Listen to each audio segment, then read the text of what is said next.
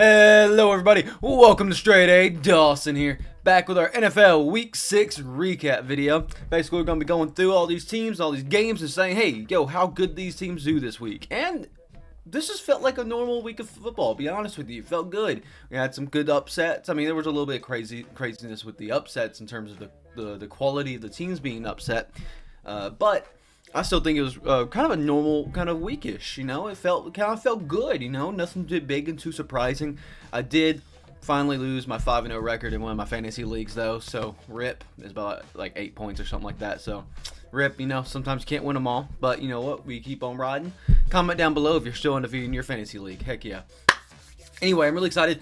Lately, we've been on a really big NFL kick. This middle of the season, usually kind of slows down because of injuries and stuff like that. People get worried about the season. And don't get me wrong, we are kind of worried with some of the things going on with the season. But nevertheless, we are still recording and we are pumping out some videos now. We actually just got done with our recording session yesterday. Recording this on Tuesday.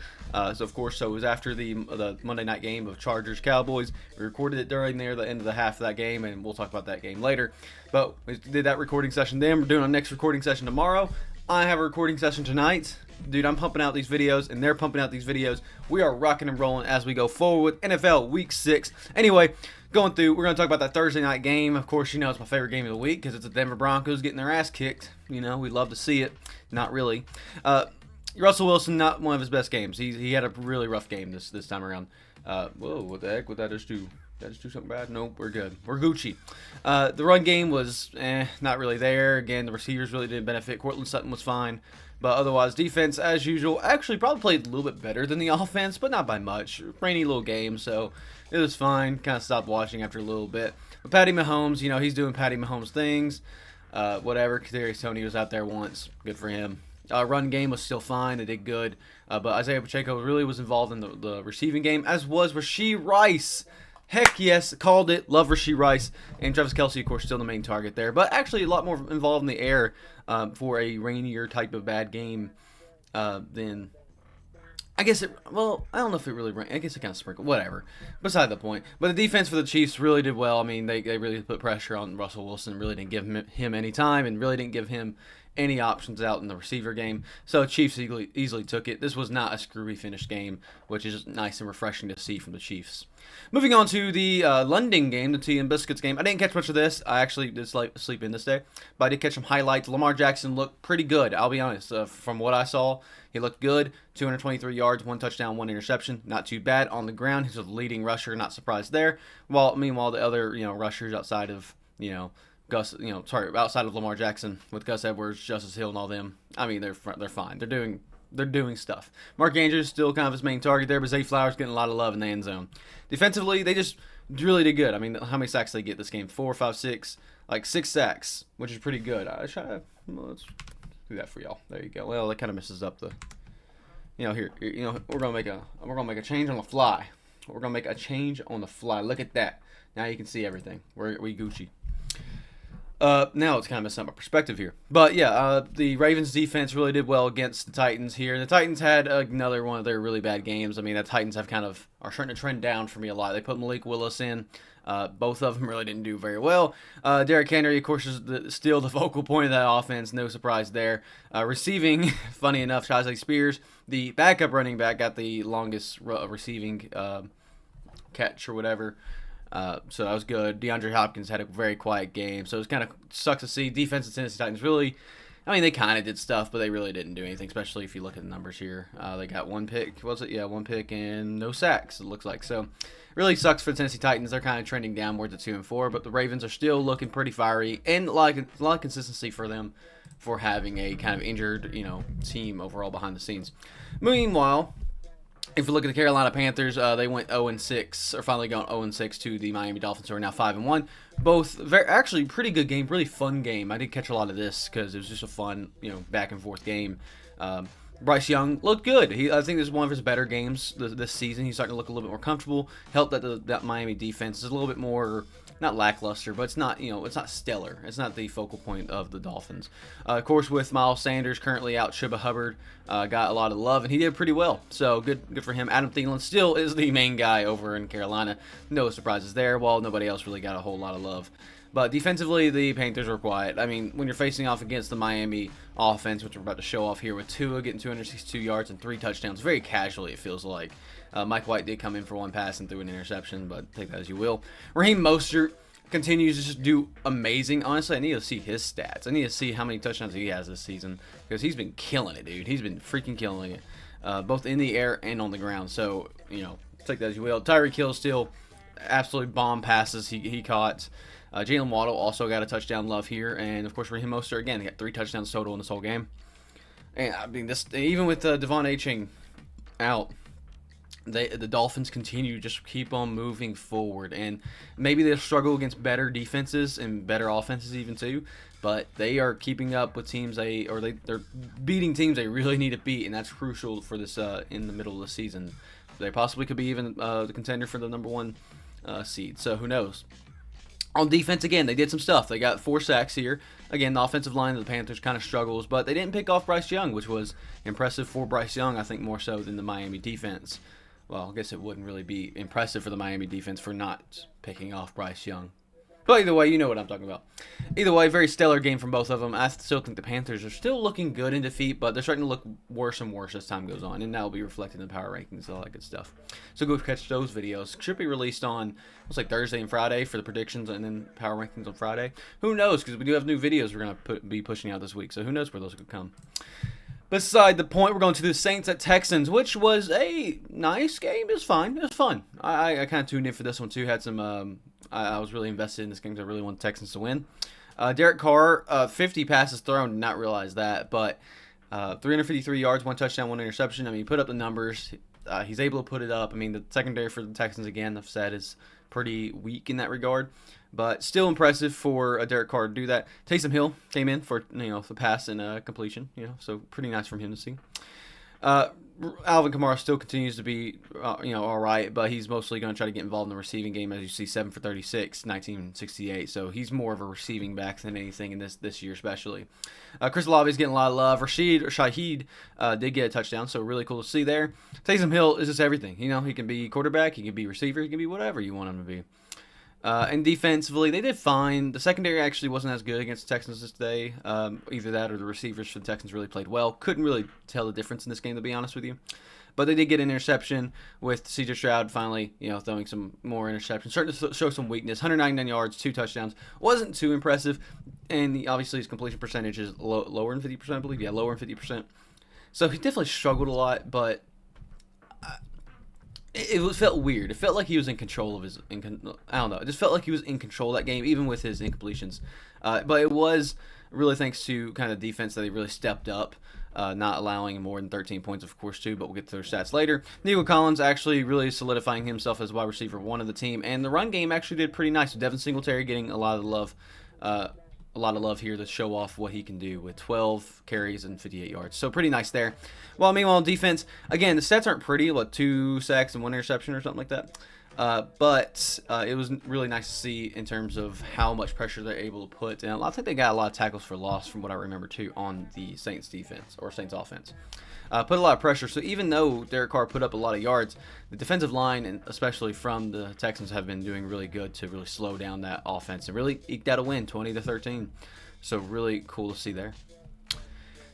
Beside the point, we're moving on to the Commanders and Falcons. Also invested in this game. Didn't watch as much of this one because it was less fun to watch. But Sam Howell, not impressive stats. But, I mean, he didn't throw a pick, so that's good. Run game was non-existent for them, too. Receiving, Terry McLaurin continues to be the great one. Curtis Samuel did find the end zone, along with Brian Robinson Jr. in the air. Along with Tonio Gibson, who got 1 receiving I almost said receiving carry. 1 reception for 1 yard for 1 touchdown. So good for him. Meanwhile, defense, they did fine. Obviously the picks is what really does it. I mean, Desmond Ridder had a pitiful game in that regard. And honestly, I think I remember 2 of them being kind of... Oh, 2 of them were very ugly picks, and one of them was just kind of a... You can't really blame him too much. I forgot. I think it was the second one. 2 sacks, was it? Or 3 sacks total from the Washington Commanders onto the Falcons, which is fine. The Commanders just did enough to win the game, which they needed to do here because they have been sucking lately. Desmond Ridder, I mean, it looks kind of impressive. There's a lot to take in here with Desmond Ridder. 28 for 47, decent. 370 yards, good. 2 touchdowns, good. 3 interceptions, really bad. You can't be turning over the ball like that. Of course, Bijan actually they really shut down Bijan this game. Tyler Algier actually outpaced him in terms of yards and average there, so kind of sucked to see there. But Drake London did have an impressive day. He looked good out there. I will say he looked really good. Kyle Pitts is getting a lot more love on the Atlanta offense, and I'm really liking to see it. Jonnu Smith also, so they're really utilizing their tight ends now. Maybe they're starting to really see through the ways of what they can really do this year. Otherwise, though, they really had a very quiet game, especially on defense. Well, I guess there are like a lot of sacks here.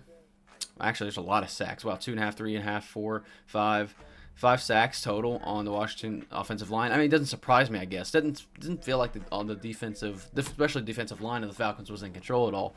But the secondary, and again, I didn't watch much of this game, so that is a note to make there. But I did watch enough of it, I guess.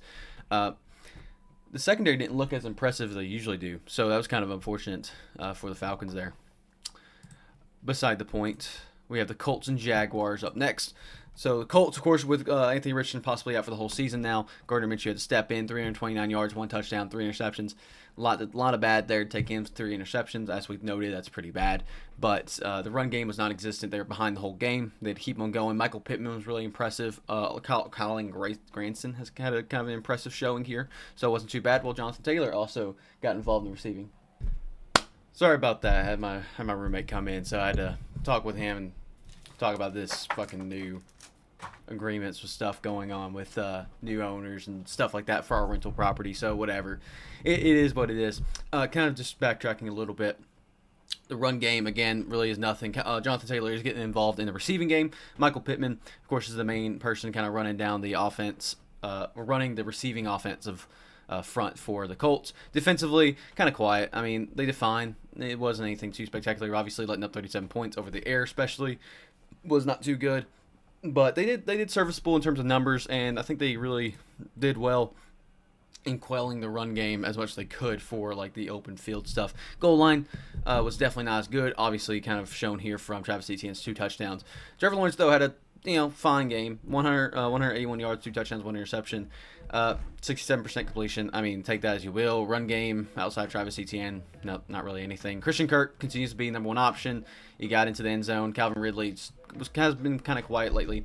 Evan Ingram's getting a lot of love though, and outside of that, really nothing too much else. Jaguars defense, not really much to say here. How much? Like 4 sacks and like 3 interceptions. Yeah, so they really put pressure on Gardner Minshew, who made a lot of mistakes this game, which really turned in the favor for Jacksonville.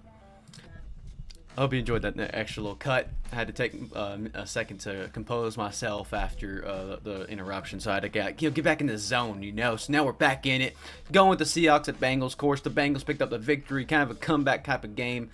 I shouldn't really say comeback because, I mean, they really showed out what they could do last week. This showed that they can be more consistent with their play. So looking at this, first looking at the Seahawks, Geno Smith had a little bit more of an off game. He did good in yardage. He did good in the passing game, but 2 picks is kind of rough no matter how you see it. No touchdowns especially to make it up. More on the ground game with Kenneth Walker kind of made it up. And, of course, the field goal unit as well. Tyler Lockett led the receiving this game. DK Metcalf and him kind of trade back and forth, but mostly Tyler Lockett's kind of getting the love in that regard. But Jackson Smith-Njigba, there we go, said it right, I think, also got a lot of love. So they have a really good overall receiving unit in Seattle, so really cool to see there. Defensively, again, they did really well in putting pressure against Joe Burrow and kind of all that offensive line. The defensive line of the Seahawks actually looked really good here, even though they're not typically what I would say is the strength of the Seattle offense or defense, Seattle team, or the Seattle defense. But they did really good here. Even picked off Joe Burrow once. But overall, not too bad from the Seahawks. Not a bad showing from them at all. The Bengals. Joe Burrow, of course, having all of his receivers in play this game. Joe Mixon was kind of quiet on the ground, of course, thanks to Seattle. Though the Bengals were playing from behind for a little bit, I believe. So that could have played into it. Joe Burrow, 185 yards, 2 touchdowns, 1 interception. Not the prettiest stat line, but it's pretty. It's good. It's fine. It's showing that Joe Burrow is not just going to be out there throwing picks and not throwing any yards and stuff like that. Especially Jamar Chase really stepping in and being, of course, wide receiver 1. But also Tyler Boyd got a lot of love this game. They really could not cover Tyler Boyd. T. Higgins got a little bit of love and a little bit of showing there too. Outside of that, their defense was just fine. I mean, obviously they put 3 sacks, and obviously they picked off 2 times for Geno Smith, but there wasn't anything stellar. Nothing that's out of the ordinary for the Bengals here. So, pretty good overall game.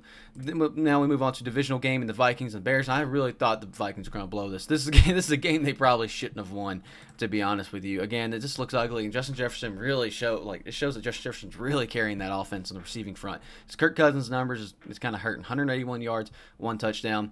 Alexander Madison was pretty quiet. TJ Hawkinson was the main receiver, which he has been always kind of number 2 behind Justin Jefferson pretty much, with kind of Jordan Addison in there. KJ Osborne's getting a little bit of love. They don't know how to cover him, but Jordan Addison was the one to find the end zone for Kirk Cousins. Defensively, the Vikings really probably honestly kind of stepped up a little bit. They've been kind of quiet before, but they just looked good against the Bears' explosive offense. And kind of speaking of the Bears' explosive offense, Justin Fields was, I think, injured in the middle of this game, from what I remember. I forgot the injury exactly. But they brought in Tyson Baggins. Sure. They both threw a pick. They didn't look good. Justin Fields hopefully gets a speedy recovery. I don't know exactly what the state of his injury is. But Tyson Bagden just looked fine. He went out there, threw a pick, completed his passes, but really wasn't anything impressive. The ground game for the Bears wasn't impressive. DJ Moore kind of had a decent game. Outside of that, not too anything to talk about. On the Bears defense, really kind of it looked fine, I guess. I don't know. It's really hard to judge when the Vikings offense is so different, and the Bears defense hasn't been good in the past anyway, but they did kind of good defending against the Vikings, I guess. It's really hard. So I'm not too sure how to take this game. A lot of good, a lot of bad. Just a lot of bad, honestly, with the Vikings-Bears. Vikings hopefully will kind of fix some things, and hopefully Justin Jefferson gets a speedy recovery too. Chicago Bears, I don't know what they need to do to even fix it. They had a good offseason, but who knows where they're going to be at the end of the season. Moving on to the 49ers and Browns, the first upset of the week. Of course, the first big upset, I should say, for the week. Brock Purdy, horrible game, one of his worst in his whole season. That stat line shows it. Christian McCaffrey also was hurt, so speedy recovery for him. He should be out only like 2 weeks, though, so he should be fine. Outside of that, Jordan Mason was the one to step up. Even got a touchdown there. In receiving, Brandon Ayuk, of course, is number 1 there. But outside of that, really nothing. Christian McCaffrey did get a touchdown before he left, though. Defensively, the 49ers did look good and actually probably were the strength of the team. And really tried to keep them in the running. Jake Moody, is it? Jake Moody definitely missed 2 crucial field goals, especially the one that basically lose the game. So a lot of flack there for the rookie kicker. Unfortunately for him, but by the way, just overall good game. I enjoyed it was kind of a hard hitting game between the two, especially two strong defenses. Because PJ Walker was not doing anything this game. Jerome Ford was really putting the team on its back, but Kareem Hunt came out there and showed that hey, I'm in this offense too. And so that was really cool to see. Amari Cooper was the offense this game, speaking of offense. P.J. Walker found Amari Cooper many times, and that was really the one outlet that P.J. Walker had was Amari Cooper. Defensively, again, the Browns' defense was stellar. It's the reason they won this game hands down, though arguably they shouldn't have won the game, but Jake Moody just screwed up. They just messed it up. Defensively, it just was the... They just stopped the 49ers. They just were able to quell them. A lot of injuries happened, of course. Their secondary is fine. They did the work. Myles Garrett, unfortunately, did not get a sack on Brock Purdy, so he's not adding to the jacket, unfortunately. But the Browns won this game and increased their record of 3-2, while the San Francisco 49ers take their first loss.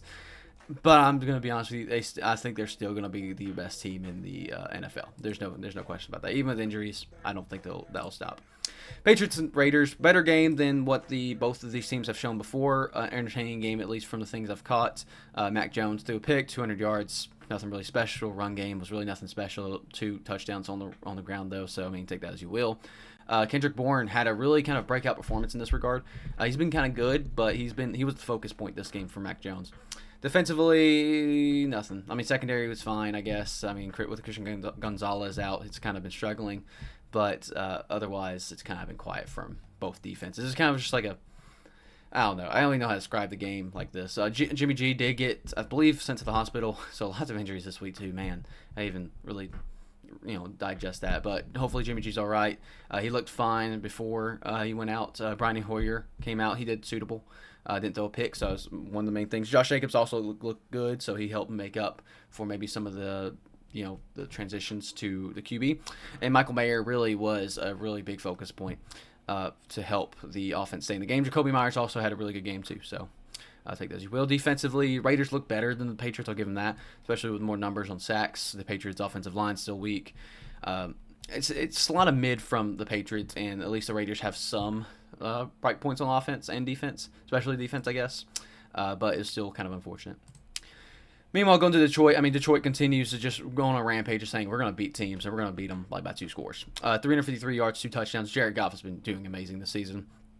Run game was nothing this game, I will say that. They just were quelling it, whether it's David Montgomery or Craig Reynolds. Of course, Jahmyr Gibbs is out right now, but either way, Amon St. Brown was the offense. 12 receptions is crazy, 124 yards, 1 touchdown. Absolutely amazing. Jameson Williams got a little bit involved also with the touchdown. Defensively, the Lions just look fine. I think it was one of the weaker games from what they looked like, but the Bucs offense is also decently good. Baker Mayfield did struggle, though. I will say that. The Lions did make him struggle enough to force a pick and 206 yards only. Run game was almost nothing for him. The run game was almost nothing for the Bucs. Receiving wise, Chris Godwin and Mike Evans are still the focus points there. But Trey Palmer did get involved. Nobody found the end zone, though, of course, because Baker really couldn't find the end zone there. Otherwise, the defense for the Bucs did slow down the Lions quite a bit at some points, especially somewhere in the middle of the game. But ultimately, the Lions' offense was too much for the Bucs. So take that as you will. The Lions getting their victory, showing their dominance. Now have the same record as the 49ers, so take that as you will, too. Meanwhile, going to the Arizona Cardinals at Los Angeles Rams, Joshua Dobbs continues to he kind of just gone down to mediocrity now. Probably less than mediocrity at this point in this season. Rushing, really nothing. Joshua Dobbs was on the ground, I'll give him that. Otherwise, in the air, there was all a bunch of receivers. Nobody really talked about Michael Wilson, I guess. Trey McBride, of course, all got numbers, but nobody got a touchdown, all field goals in this one. Defensively, Cardinals look fine, I guess, but against a high-octane offense like the Rams, who have been just killing it. Matthew Stafford had a good game. I don't want to say he had a great game, but Kyron Williams also had an amazing game. He's also injured, I believe, so hopefully speedy recovery for him. But Cooper Kupp is back. Puka was actually very quiet this game, but you can't have a great game every game. Tutu was also not really utilized either, so it was really a Cooper Kupp game in terms of the air, because the ground was where the Rams really kind of just sealed the game. It was pretty much over in the air, but it really got sealed in with the ground game. Meanwhile, on defense, they did good. They looked good against a bad offense of the Arizona Cardinals, so take that as you will, but Los Angeles Rams did what they needed to do to come 3-3, so moving forward on there. Meanwhile, the next upset of the week, the Eagles and Jets game. This was really hard to watch. I didn't even finish it, to be honest with you. I started watching the ESPN one and kind of trying to tune in every now and then when it looked like an interesting drive was happening.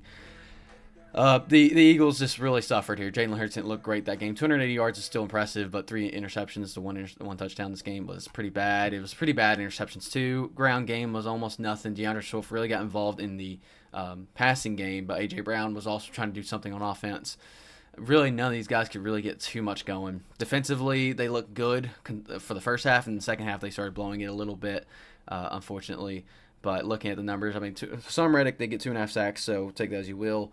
And I believe 5 sacks total for the team. But the Jets just, with their secondary, really slowed down Jalen Hurts to the point where the Jets could get something going on the ground. Breece Hall, really good run. 39 yards total this game, so it didn't look impressive, but he did find the end zone for, I believe, 12 yards or something like that. It's a pretty good run there. Outside of that, they didn't have a run game. Zach Wilson didn't throw a pick, so that was good. That's his progress. 186 yards only. Garrett Wilson was the main focus point, but Breece Hall also was involved in the offense. Maybe that's why I felt like he was more involved. It's because he got a lot of receiving yards. Defensively, though, is where they shined. Obviously, defensive line didn't do too much, but picking off Jalen Hurts 3 times, as well as covering his receivers. It was really tough for Jalen Hurts to find any eligible receiver.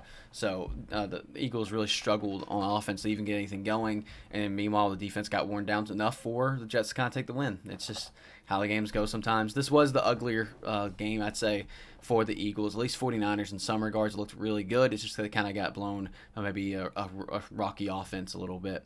So this was a little bit uglier of a loss for the Eagles. Meanwhile, the Giants and Bills game also is pretty ugly on both parts, to be honest with you. Of course, Daniel Jones is currently out, but Tyrod Taylor came in. He did fine, I guess. He didn't do amazing. Saquon came back, and he actually got a lot of the carries, so he was the real main focus point of the Giants' offense this game. Didn't do anything still. None of the receivers really got involved. There's a whole controversy with the end with the no time clock play or no time play. You know, there's some people who are calling some penalties, and maybe the Giants should have won. With how I will say, if you kind of break it down, obviously, for one, if you're going to argue about a one-score game, about one bad call, how'd your team get in that point in the first place? And plus, you're talking from a team who was playing up to its opponent, or I guess you could argue Buffalo Bills are playing down to their opponent. For overall, from the play, the Bills still looked better. Not much better at all, and we'll get to them here in a second. But the defense of the Giants also looked kind of quiet. It was more so Josh Allen mistakes that really cost the Bills more than anything. But moving on to the Bills, Josh Allen had... like this, I mean, this is a fine stat line, I guess. It's like passable. It's like a D, I guess, if you can't consider that passable. He really came alive more in the second half than the first half, definitely. James Cook was kind of keeping them alive for quite a bit of the time. Stephon Diggs, of course, kind of carrying Josh Allen in a lot of the passes. Otherwise, it was kind of quiet for everybody else. Defensively, though, the Bills also did slow down the Giants enough, and Saquon especially in the second half, to get them to that victory. So the Bills looked overall better. They didn't look great, though. They got the win, which is good. It's always a bonus when you get the win, because they really couldn't afford to go 3-3 with the state of the AFC right now. But all three of the top teams, or all five of the top teams, kind of look weak in their own regards, to be honest with you.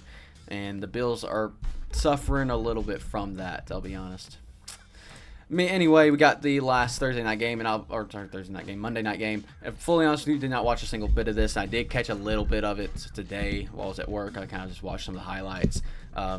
Hopefully my boss doesn't watch this, but just kidding. Or am I? This game, from what it seemed like and from what people who I was around were watching it, because I was kind of watching it a little before we started recording, because Taylor was watching it, and I said, okay, fine, I'll tune in for like 5 minutes in the third quarter or whatever. And Justin Herbert didn't look good for the time I tuned in, but was also in there for like a drive or two. So take that as you will. Dak Prescott did have a good game from what I saw. Dak Prescott was looking a lot better than he has before, especially a nice little comeback game from the 49ers, who were kind of a harder defense and offense, but at least with the Chargers, they're more, I don't want to say one-dimensional, but they are an offensive team with defensive capabilities. Tony Pollard really didn't get anything going. 15 carries for 30 yards, not very impressive there. Receiving, CeeDee Lamb, of course, was the focus point, but Brandon Cooks was the one to find the end zone.